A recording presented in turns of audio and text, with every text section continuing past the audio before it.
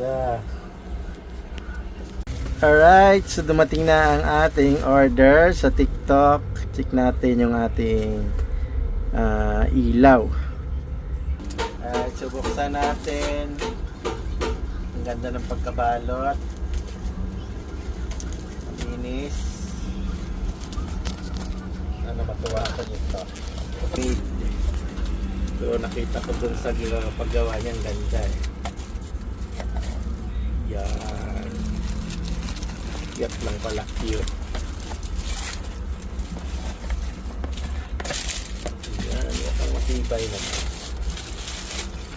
Oh, galing. Yung Petromax, ay liit lang na ano niya. Isabit natin. Ayan.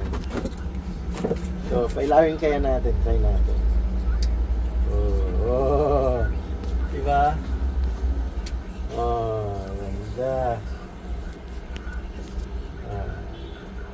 Yan, oh. Tapos USB charger siya. Ayan.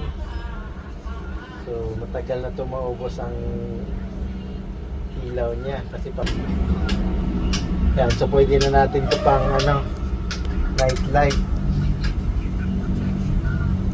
Pwede natin sa ating pang camping. So hindi na tayo kailangan mag generator.